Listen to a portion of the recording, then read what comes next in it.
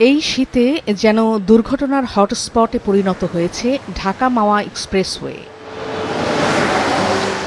গেল 22 ডিসেম্বর ভোরে মুন্সিগঞ্জের শ্রীনগরে এক্সপ্রেসওয়েতে সংঘর্ষ হয়েছে যাত্রীবাহী বাসসহ 10টি যানবাহনের। এতে নিহত হয়েছেন একজন এবং আহত হয়েছেন অন্তত 15 জন।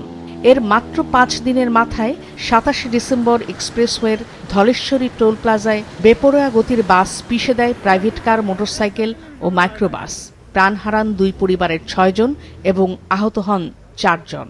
এরপর 2রা জানুয়ারি মাত্র 6 ঘন্টার ব্যবধানে মুন্সিগঞ্জের হাসারা এবং নিমতলায় দুর্ঘটনায় নিহত হন 4 জন, আহত হন অন্তত 20 জন। প্রতিনিয়ত এসব দুর্ঘটনায় কারণ অনুসন্ধানে, নির্দিষ্ট গতিসীমায় গাড়ি না চালানো এবং এর গতিবেগ তদারকিতে দায়িত্বরত ব্যক্তির অবহেলাকে দায়ী করেছেন অনেকে। ভাঙ্গাতে শুরু করে ঢাকা যাত্রাবাড়িতে আমার গাড়ির গতিবেগ থাকে 120 এবং 100, এর নিচে কেউ চালায় না। পরিবহন যে বেপরোয়া চলে, এই পরিবহনে কেউ কন্ট্রোল করতে পারে না পুলিশে। এটার পদক্ষেপ আপনারা নিতে পারেন।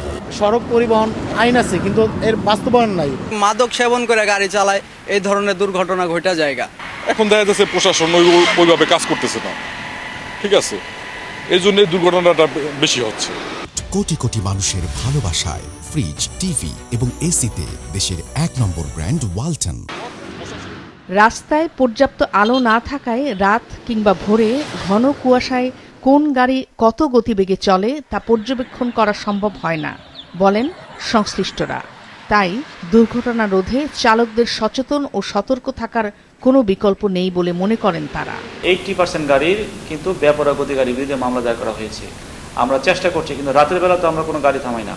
রাতের বেলা তো বেপরোয়া গতি যে গাড়িগুলো চলে, সেই গাড়িগুলোর কোনো স্পেস নাই, সেখানে কোনো আলোকসজ্জার কোনো ব্যবস্থা নাই, সেখানে গাড়িতে পার্কিং করার কোনো ব্যবস্থা নাই। তাহলে সেক্ষেত্রে আমাদের আসলে অপ্রতুল, আমাদের সুযোগ নাই গাড়ি থামানোর। যার কারণে রাত্রেবেলা কিন্তু এই যে কয়েকটা ঘটনা ঘটেছে, ঘন কুয়াশার সময় রাত্রেবেলায় ঘটনাগুলো ঘটছে। আর দিনের বেলা কিন্তু আমরা কিন্তু প্রতিনিয়তই কিন্তু সূর্য আলো থাকা অবস্থায় কিন্তু আমরা গাড়ির বিরুদ্ধে আমাদের যে স্পিড ডাউন রয়েছে তার বিরুদ্ধে কিন্তু আমরা বেপরোয়া গতির বিরুদ্ধে মামলা দিচ্ছি। যেহেতু এখন ঘন কুয়াশা হচ্ছে, নিয়ন্ত্রণ যদি না আসে তাহলে আরও দুর্ঘটনা ঘটার সম্ভাবনা রয়েছে। তাই আমি সকল চালকদের উদ্দেশ্যে বলবো যে আপনারা প্রত্যেকটা গাড়ি আপনাকে নিয়ন্ত্রিত গতিতে চালান, তাইলেই এই দুর্ঘটনা রোধ করা সম্ভব। 2022 সালের জুন থেকে এ পর্যন্ত এই এক্সপ্রেসওয়েতে 993টি দুর্ঘটনায় প্রাণ হারিয়েছেন 145 জন, আহত হয়েছেন প্রায় 1,500। মাছরাঙা নিউজ ডেস্ক।